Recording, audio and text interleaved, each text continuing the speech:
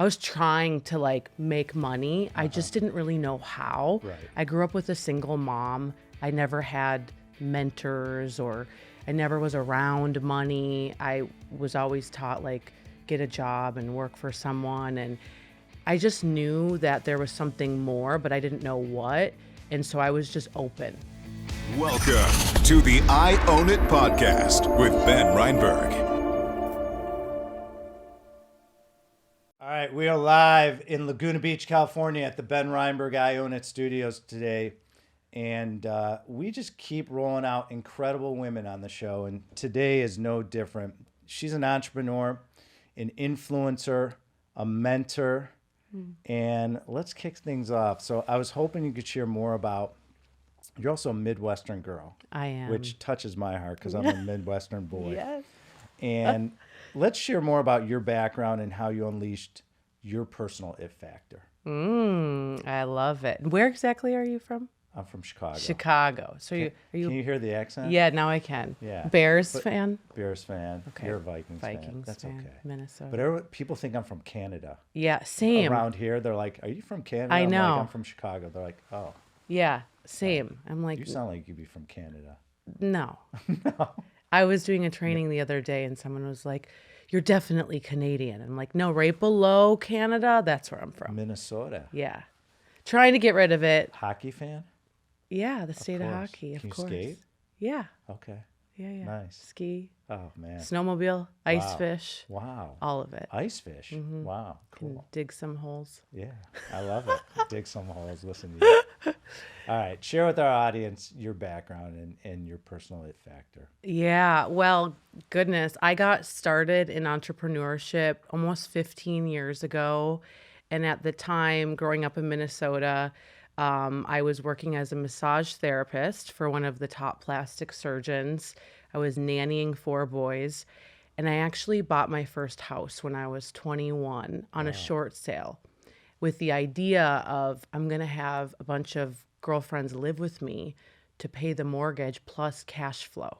So I was trying to like make money. I just didn't really know how. Right. I grew up with a single mom. I never had mentors, or I never was around money. I was always taught like get a job and work for someone. And I just knew that there was something more, but I didn't know what. And so I was just open. And so I needed a challenge. And so I competed in Fitness America, Fitness Universe. And that's where I was like, okay, this is cool, but this is a hobby. But I love it. But how can I make money from this? That's just where my mind went. And so I'm like, something around health. And I'm like, well, I don't want to be a trainer. And someone at the gym at LA Fitness in Minnesota was selling supplements, but she was also teaching sales teams how to sell supplements and making a lot of money doing it. And it was right after the last crash in the United States. So it was 2010. Yep. And she got laid off. She was in mortgage banking. And she's like, I'm going to build an empire. And I'm like, selling supplements. And she's like, yeah. And I'm 23, she's 33. And I'm like, are you really going to build this? And she's like, I'm really going to do this. And she casted a vision for me. And so I'm like, I'm all in. And I basically joined her. We moved in together. I rented out my place. And I committed for a year of just like learning sales. How do I talk to people? First, how do I find people to talk to? How do I talk to the people? How do I do all this? And that's where this all began. And that was when I was 23. And, you know, the first year was such a struggle. I wanted to quit every other day, like seriously quit. And you just kept going. And then the third year in, that's when I hit momentum and hit 7 figures. And that's like the foundation for what people see today. Oh, that's fantastic. Well, it shows you how you didn't give up. You stuck Yeah. to it. Yeah. So, you know what? I'm not going to allow myself to fail. Yeah. And you create success. What a great lesson. What'd you get from that experience? Everything. Yeah. I mean, if I look back, it was some of the most painful times of my life, like not having extra funds. And then you're supposed to go to these events to change your mindset. And I'm like dude, I can just read a book. I can just do this online. I don't need to go. I don't want to be in the room with the flashing buttons and the pom-poms. And my mentor was like, listen, if you want to work with me, you have to go. And I'm like, oh my gosh. In my mind, because I had such a poor money mindset that I was just thinking, what does this cost instead of what will I gain? Right. And so that was such a trial for me to learn that. But in that discovery process, I learned so much about my limiting beliefs, my insecurities, all of it. I mean, I think that year I learned more than a decade of my life, you And know? that's priceless when you can work on yourself. I've Yeah. been doing it for years. Yeah. And I'm still working on myself. So we always Yeah. have to continue to evolve. So everyone knows the expression it factor, right? But it's hard to define precisely what does the it factor mean to you? And when you're working with your clients, how do you help identify their it factor and unleash it for them? Yeah, so good.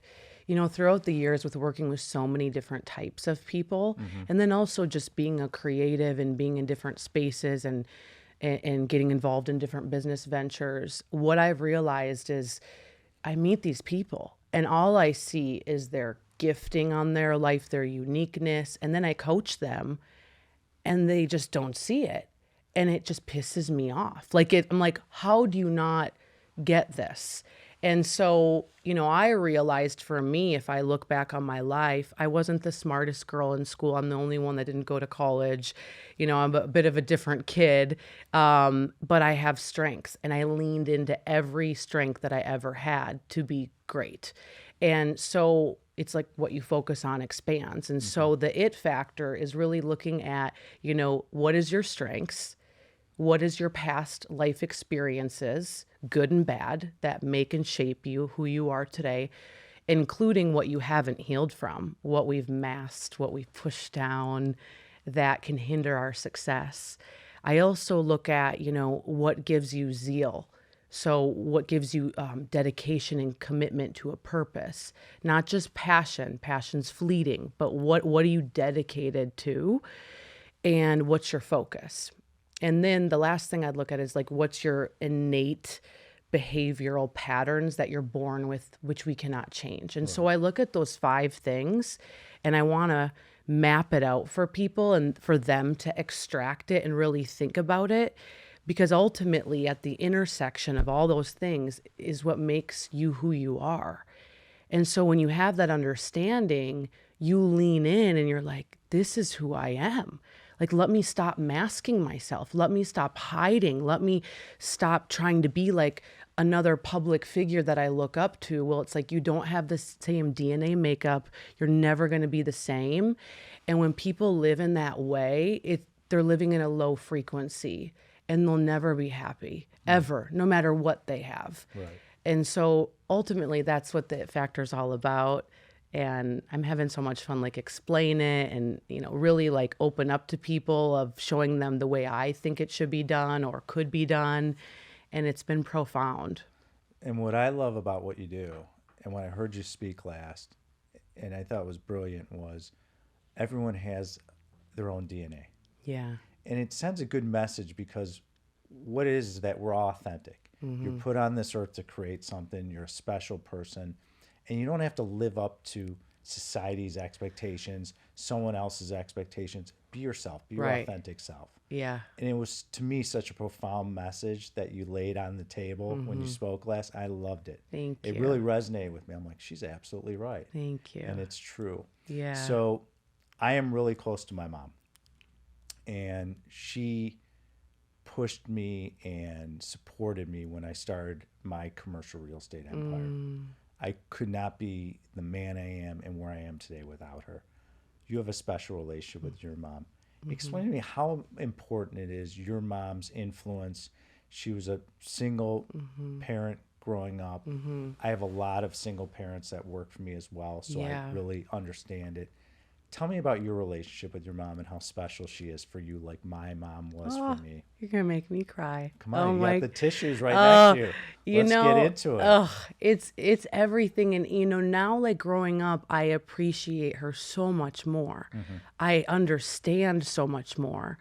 But when I was young, it was the example that I caught.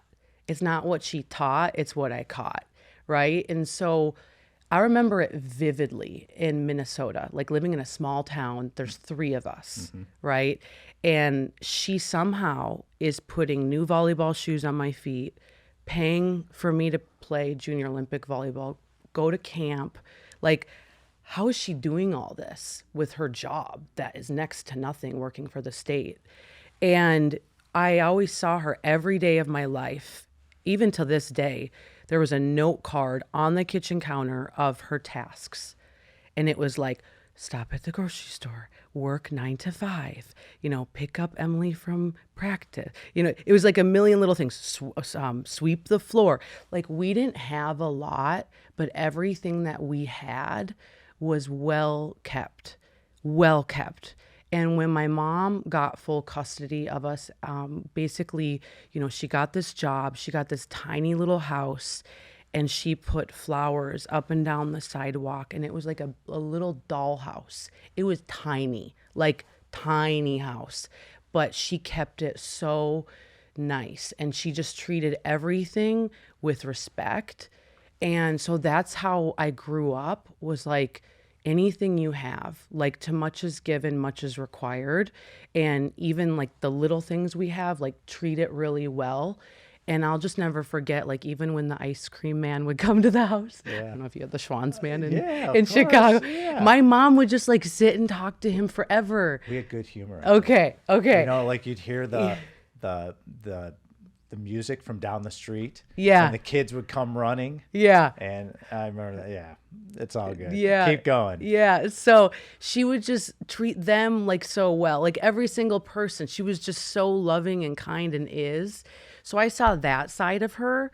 But then I also, for 7 years, she had a man live with us that one day he's amazing, and the next day, like, he would beat the crap out of her.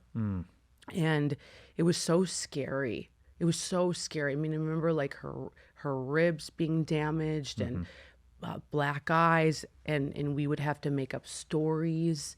My brother is a left-handed pitcher. He played at Northwestern, and he's a good baseball player, but we had to make up a story. Like, mom was playing with him in the yard, and he hit her in the face, and like just stupid stuff like that, man. It's so stupid. Right. But it really gave me, I believe, a lot of empathy.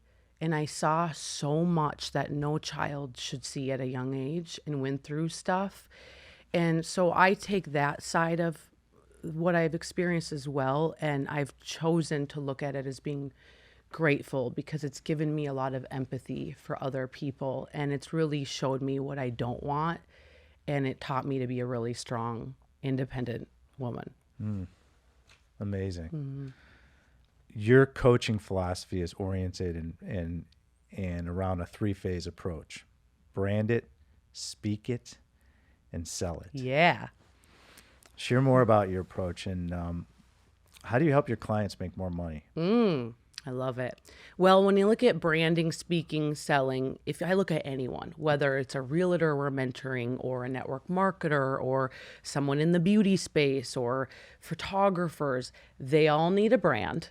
Okay. And I believe in personal branding so much, because if you decide one day I don't want to do this anymore, your brand is like an asset.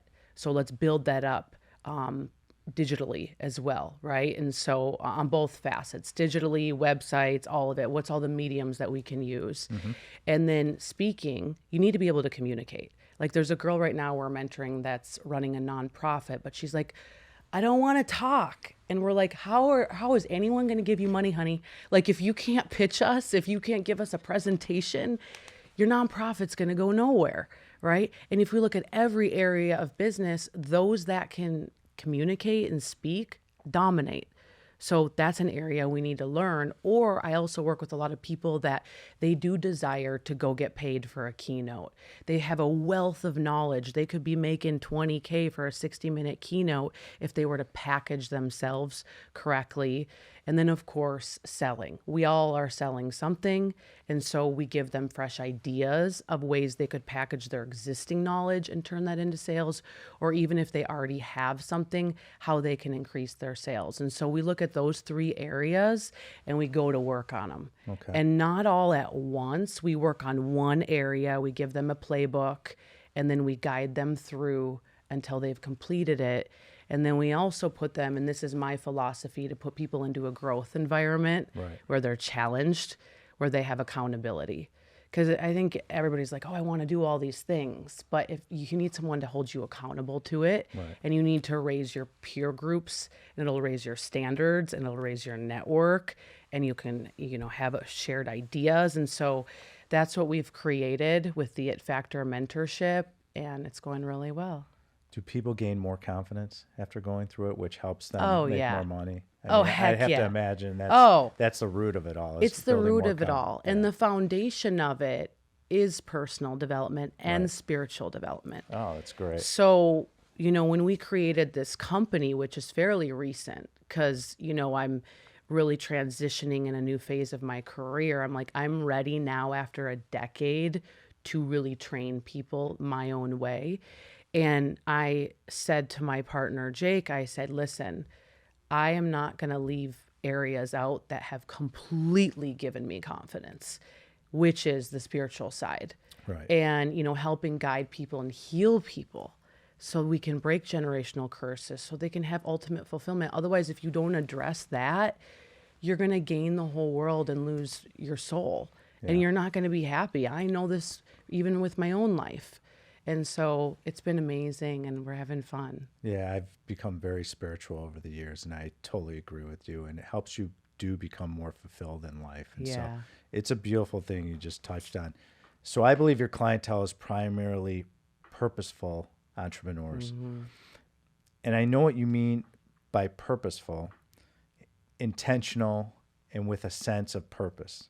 That's right, isn't it? Yeah. Okay. So when you're exploring to work with a new client, and if they don't seem like they know their purpose yet, does that affect how you choose to work with a new client or not? Or how does that work? That's a really good question. And so when I talk to people, if they're like completely like, they have no idea, I do want them to have an idea, because it's an investment. Right. And I'm like, you're still going to have fun and learn a whole heck of a lot, but at least have some kind of idea. And it could be solely like they want to build a brand and they don't know what they're going to sell yet. And if I know they're there and they're ready to do that, then we can work with them. Okay. But there has to be like a get up and go. They got to want it. I was talking to someone the other day, and I'm like, listen, I'm not here to convince you to do this. Right. I'm like, if you want me to convince you, I honestly don't think this is going to be right for you. Right. It's just like, you're not my clientele. Like, you got to be hungry. And, when the student is ready, the teacher will appear. And it's got to be that kind of thing, Okay. So I believe you're an influencer working with beauty, lifestyle, and travel brands. Yeah. Share more about some of your favorite behind-the-scenes stories working with brands as an influencer. Oh, I love this. It's so much fun. Yeah. It truly is. And, everybody does it differently. I like to have relationships with brands. Even if I'm going to speak for them now, I like to find a way that we can further work together, other things we can do, cross-benefit each other. Traveling is so fun, though. Oh, my goodness. Like, some really cool resorts and just getting to know the staff and the inner workings. Like, I love all that. And then sharing the experience.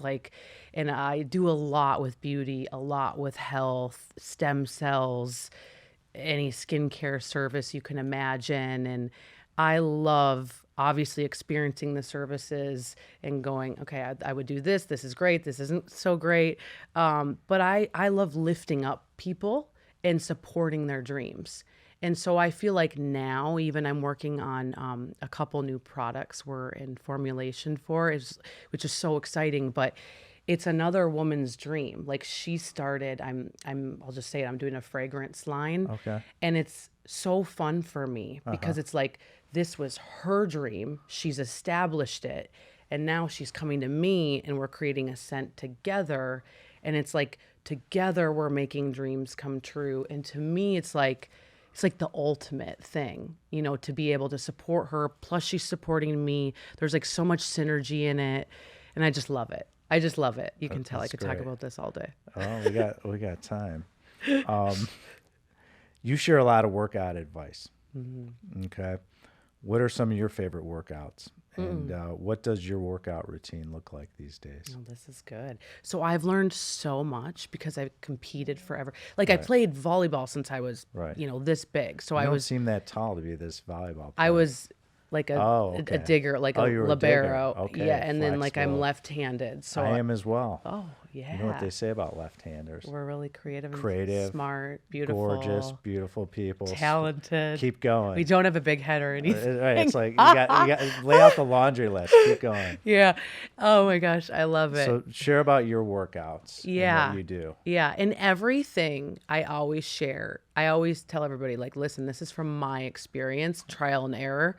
You got to do you, boo, right? But through doing, I feel like every single method of working out, like I was doing like the functional training, the battle ropes, the jumping up and down. And for a woman like me, the cortisol levels spiking, I look at a weight, I put on muscle, like we're all different. Right. And I didn't like that. And I also like to have functional mobility because as a speaker trainer and now as my schedule gets more aggressive, which I love, to me, I'm training for peak performance. I'm training for energy and longevity and ultimately like lengthening and feeling great. And so I work with Steven Pastorino. He's out of New York. He's like GQ like coined him like the ass master because he worked with Victoria's Secret models. But then what he realized was a lot of chicks are training like linebackers. Right. And that's how I was. I was like killing it 2-a-days, but I didn't have the body I wanted. And it really was frustrating.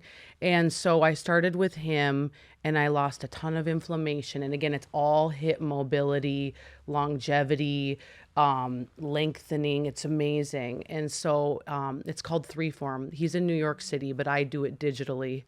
So I just like use my computer or the app and do it wherever I am, which is great, like hotel. But then Pilates, the yoga, stretching, all that kind of stuff does really well with my body. And then just like walking, of course. And yeah. So this past year I got into meditating. Nice. I do it first thing in the morning and at night, and I do a vinyasa with it as well.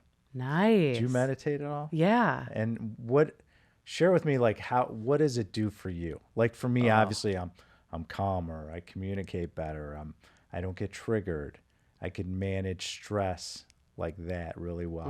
What does it do for you? All of those things. Okay. But what it does for me is it makes me creative. Oh.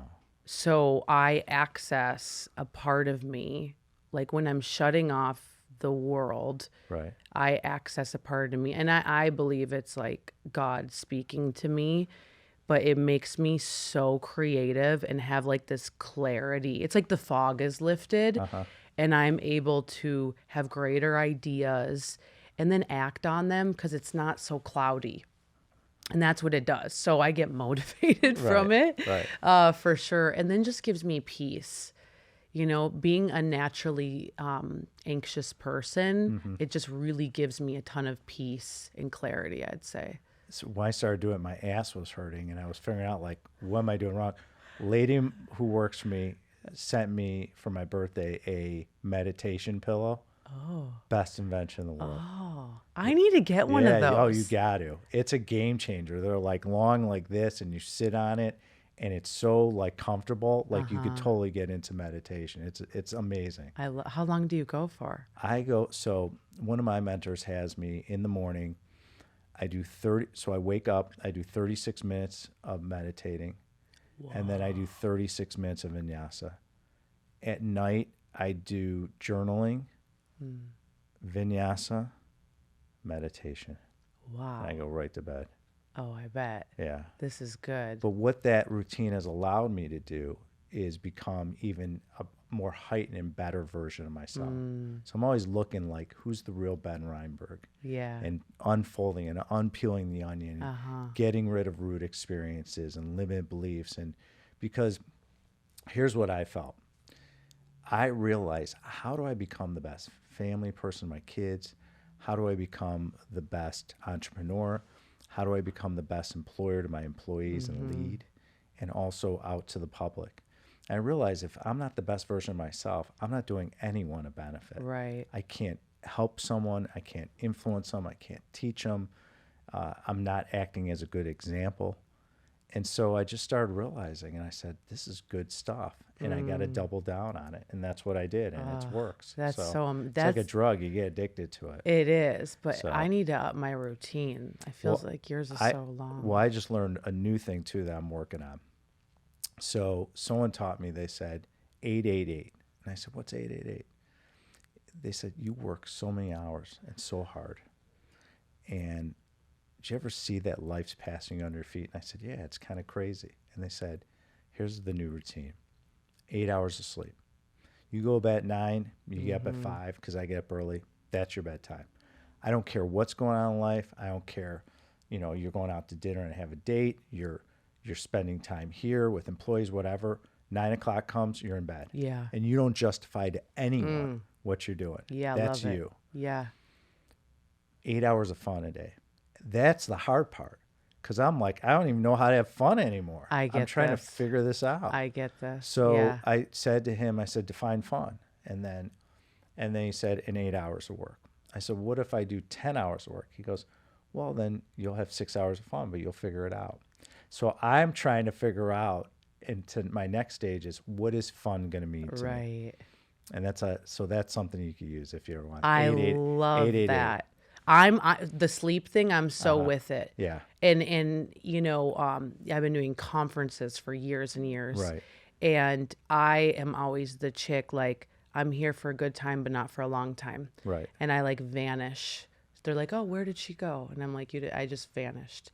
Because to me, it's like I respect myself so much and my work that I'm like, I need to sleep. And I almost get like angry. Like if my partner keeps me up, I'm like, we got to go, Cinderella, like turn it into a pumpkin. And I mean this because I love sleep so much. And I like to get up, and I wasn't always like that. I would get up later, but that whole rhythm is everything. But the fun thing, I'm right there with you. Yeah. Because I love what I do. Right. So I just feel like I'm not working. But Right. then, like someone said that to me the other day. They're like, you're like on another meeting? Like what? And now I'm moving into the product space of creating some of my own products. I'm like, yeah, because I'm exploring all this stuff, and I got to get on these calls with these people, and I want to hear their stories, and I want to hear how they manufacture, and I want to do possibilities and apparel and this. And it's like, it's not work to me. They're like, it's work. Emily, you're still working. Absolutely. And so I'm like, yeah, but it's fun. Like, so. Well, one of the things you could do that I said to my assistant, I said, I need to create space so I can create. Yeah. I said, so I'll look at my schedule, and let's say I have 10 Zoom meetings in a row. We use Microsoft Teams, so maybe it's Teams or Zoom. And I started realizing, I'm like, I can't take a breath. I can't Yeah. So I do meditate at lunch now. I do 9 minutes, or I always meditate if I have a big negotiation or a big meeting, so I can be that's grounded. good. Oh, it rises me. And so what I realized was I need space. Give me 15, 20 minutes between meetings. Let me relax. Let me digest. Let me just compose myself. So that's something you could do if you're really busy during the day. Figure out how to create space for yourself. Because when love you this. create space, you can create, and you can be Yeah. a better version of Emily Ford. And Yeah. you'll see it's a game changer. So I started doing that, and it's been a big help. The other thing I do is, so I collect wine. I've been doing it since I was in my late 20s in commercial real estate. I did it to network. Yeah. And so it allowed me to network with some big icons in my business that help elevate me and kind of Right. shorten their learning curve. Right. And with resources too. About a year ago, I stopped drinking. Best decision of my life. So it's weird because I collect wine, but I'm also stopped. So I'll have a glass of wine here and there Yeah. once in a while. Yeah. But that helped me. I don't drink caffeine or take in caffeine anymore. Wow. Yeah, so that was a game changer. That's because it goes with the sleep. Yeah. Sleep is so important. It's the number one thing that will create good health Yeah. and make you more productive. Oh, for sure. I want to Are you know a coffee person? just a titch. A titch? Only because I just like I like to hold the cup. Right. There's something about it in the morning, like it's warm, and it's just a whole thing. It's like Gary Vee. He always has his thing and he doesn't even drink it. Like What about like tea? Can you like hold oh, up? I like tea. Okay. But I like a We're little bit making of progress. a little coconut milk, and then my partner will steam it for me and put some Well, you know I'm in love with your partner. I know. I'm a big fan Yeah, of me his. too. So I think you have competition because I'm a big fan Oh, of his. jeez. So Let's go. Ben, I do have a question for you. Yes. So if you do 10 meetings, how long do they last? Are they like 20 minutes, 30 minutes? it depends. Sometimes it will like block out for an hour and there'll be 15. It depends on what it is and what's going on. It could be I have a meeting with one of my leaders of the leadership team. It could be a purchase and sale agreement discussion with my attorney. It all depends. Yeah. Sometimes it'll be less meetings, but they're longer. Yeah. Or, with the personal brand and my personal brand's taking off, It is. it's not only alliance anymore. It's like this. So podcast meetings and personal brand meetings and social media and metrics and learning and content. And so I didn't realize how much time the personal brand space takes. A lot. So, right. Yeah. And so some of my employees are like, what's going on? Oh, I got a podcast. Oh, we can't talk now. So I'm balancing a lot Yeah, my you time, but are. also expanding the hours so I can do Right. both. Yeah. So it's tiring, but it's great. I love it. I mean, the personal brand stuff, I just completely enjoy. Yeah. You have to realize I was on social media. LinkedIn's different. LinkedIn, Yeah. Jeff Weiner's from Chicago. Yeah. I've been on LinkedIn for a long time. I have Yeah. 27,000 followers on LinkedIn. So I've been using it for a long time. Yeah. But I wasn't on Facebook and Right. Instagram. When I was younger in the business and I learned and was beaten into me was you don't show off. You never tell people what you have. You let your actions speak for your words. Let your words and your actions speak Yeah. for themselves. And what I realized in the personal brand business, it kind of throws all that concept out It the window. does. You have to explain people who you are, your success, how you can help people and impact people. And I realized I had to come out of my shell. And so when we did this last year and my company met with me and said, you have to unveil everything. And I said, everything? And they said, everything. And I said, well, I don't want to do that. And they're like, you don't have a choice. And so we started doing that. And so Yeah. it's just been a different world and mindset to deal with, to say, okay, I got to be vulnerable in front of a lot of people now. Yeah. Okay. So- That's a whole clip right there that the world needs to hear. Yeah. Like of what you just said. Yeah. Because that makes so much sense. And I use you as an example. I wrote a recent keynote on personal branding. And the thing about you is so impressive. And Jake and I talk about it all the time. Like I always give the analogy of like going into the pool. Most people just put their big toe in or a foot in. You freaking cannonballed into the I pool. did. Which is what I love because it's what I live for. But you just went all in, dude. Yeah. All in. And it's just like, whoa. It's like you just committed to the deal. But I love that you share, like, hey, I came from this world where, I mean, you've crushed it in business. I mean, what you've done, most would only dream of, and the knowledge that you have from the 29 years experience, like, whoa, right? But now you're flipping it and making it more public, right? And I think it just says a lot to who you are and what you're doing and what you're committed to. And if people would cannonball in and use your example, they would crush it. But unfortunately, most people are just doing, the big toe kind of thing. Yeah, I just figured that if I'm going to do something, I'm going to do it right. Yeah. That's just the way I do things. I love it. Just got to pull the trigger. Speaking my language. Take a shot. All in. Well, I just realized, like, I don't care what people think. Yeah. And that's the biggest obstacle. There's this invisible wall, I think, that people have. And they're so worried about what other people think. And if they can get over that limiting belief and that just thought process, and it's Yeah. not easy. Yeah. Okay, believe me. I've been through it. Okay. for years I didn't like it, criticized, and I was bitter towards it, had something to improve.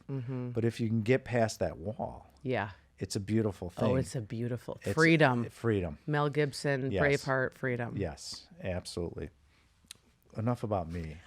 This is you. No, I love this. So, one of your recent blogs I read focused on stem cell facials.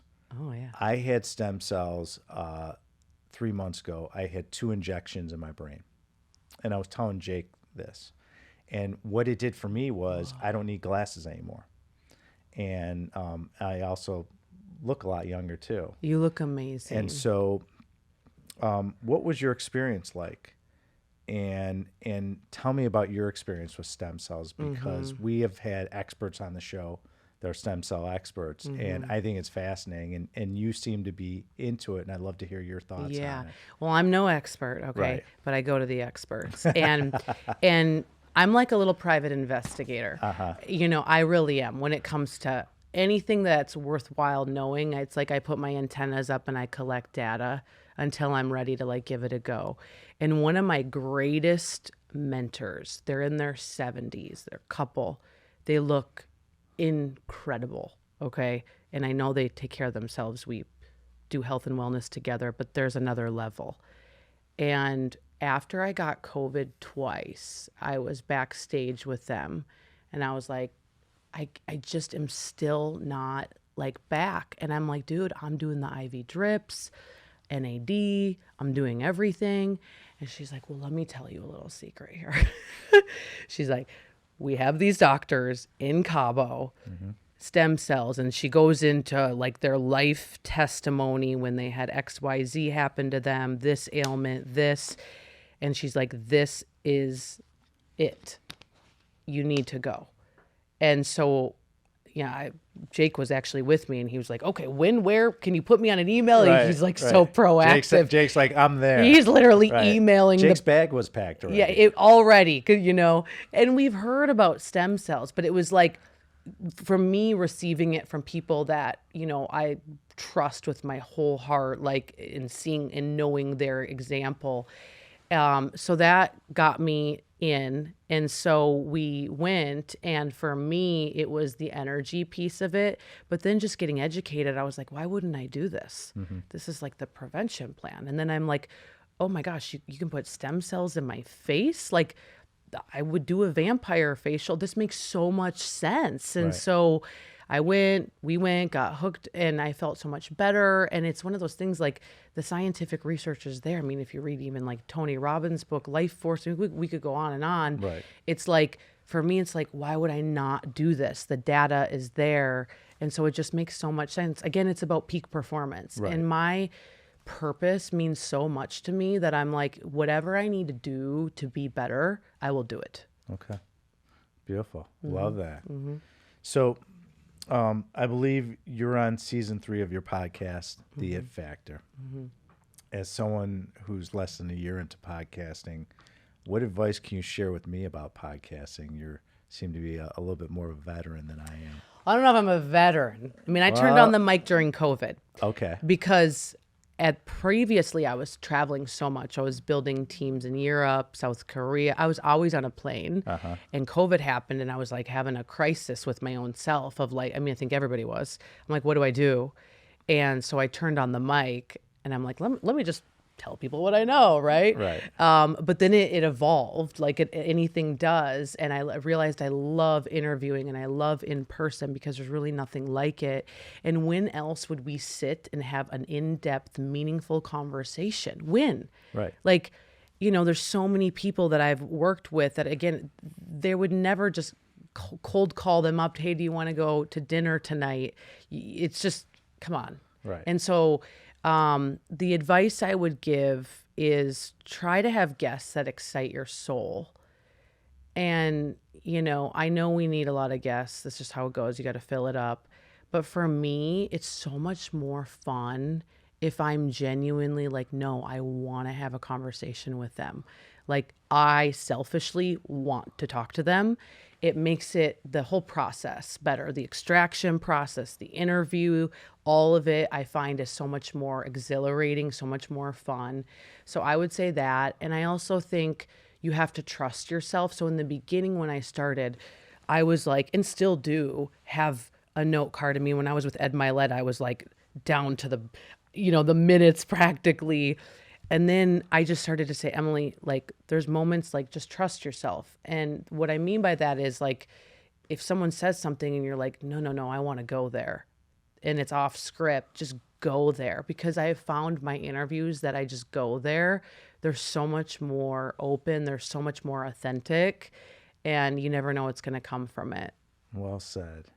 Great. I enjoy also being a guest on shows. Yeah. For some reason, there's something about it I really enjoy it. I Me go too. on once or twice a week as a guest. So we're all works in progress. Yeah. The name of the show is I Own It. It means being responsible for every aspect of your life and owning it. Love it. Is there a time in your life, a recent example, you can go back and say, I didn't own it fully? What would that look like to you? Well, I believe in your philosophy so much. I always preach like no blaming, justifying, or complaining. I love personal responsibility. In fact, when I meet people that don't take personal responsibility, I'm just like, there's the door. I cannot. Yeah. However, I'm still human. And gosh, what didn't I take responsibility for? I think my life is moving really fast right now, which I'm so grateful for it. And I feel like this velocity, and I honestly feel like there's like God is pushing me into the new realm. Like I feel it at my back, and there's like an urgency to my spirit. And it's because everything I'm doing now makes sense. It's almost like my whole life, everything that's happened, and I just had this like epiphany, and all the deep work I've been doing. It's like, okay, I'm ready to serve now at a much, much higher level. But with that being said, there's a lot of other things that I kind of bulldozed. And I need to pick up the pieces, and I also need to like tend to those relationships. Right. And it's like we all have 24 hours in a day. There's only so much time to make phone calls. And I realize that everyone's not wired the same way I'm wired. So I have that mindset of like, let's build it, let's do it, like, let's go. But there's so many other people that they're more relational. And listen, I'm not saying I'm not relational, Right. but they're a little slower. And I mean that with love. Like, and so I'm in this process of not completely leaving the old, but I'm going into the new. And so I believe what I could own more of is having clear communication with me stepping into the new and what that looks like, because I'm not as available as I used to be. And it's kind of difficult sometimes for me to like tell someone that. And I'm sure you're experiencing this to a whole nother. Yeah, I do. Yeah. And I've learned time is your best asset. Yeah. You can have all the money in the world, but you can't replace time. So you have to be mindful of your time. And as you grow as a person, it becomes it's cumbersome. It's tough. It's like, so you have to prioritize. And I've learned that because I have a lot of people that are pulling at me constantly. I bet you do. Work and personal. Yeah. And I've realized. And kids. But my kids are older now, so they're becoming more self-sufficient. So they only reach out to me when they need money. That's it. That's my role. Yeah.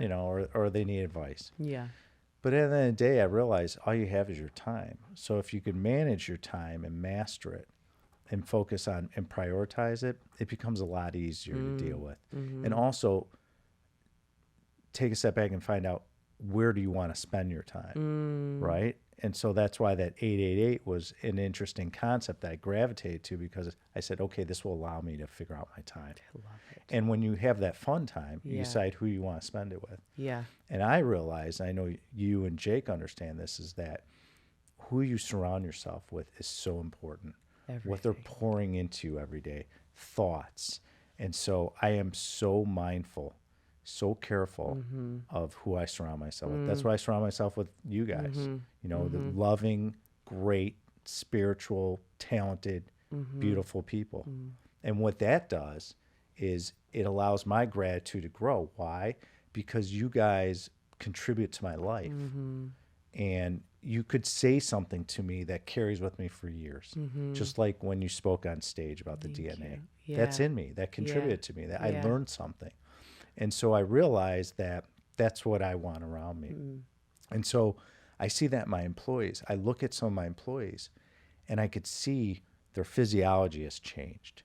There might be in a toxic relationship, bleeds into my company and personal life. Totally. And so it's so important for everyone out there to understand, really be careful who you surround yourself with. When I see employees and they have a toxic relationship, it really hurts their career with me. Yeah. And it's interesting because I tell everyone that works with me, careful who you hang around with. Yeah. Careful who you date. Careful who you marry. Careful where you spend your time.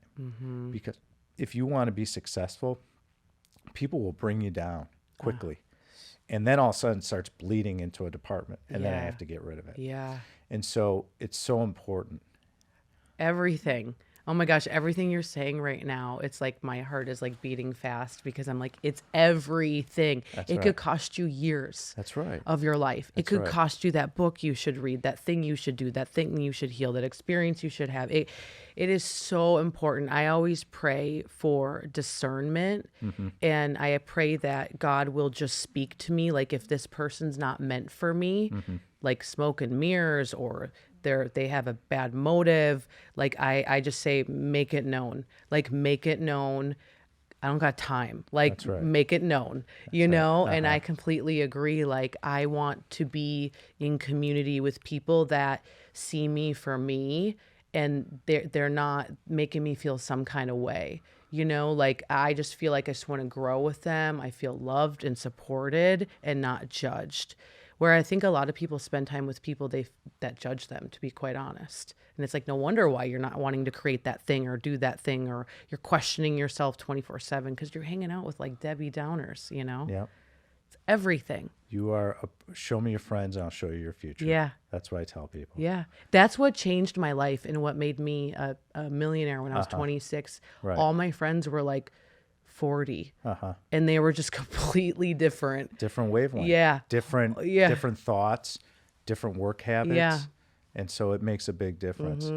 What's the best way to follow you so our audience can, because you are so talented. I want our audience to be able to engage with you. Yeah. How do they do that? Instagram, Okay. It's Emily. I follow you on Instagram. Yeah, I love your content. Thank you. What else? You have a website? Yeah, ITSEMILY.com. You can check me out there. So and It's Emily is like where you go. That's if you where Google you go. It's Emily, we'll find there it. you go. Okay. Yeah.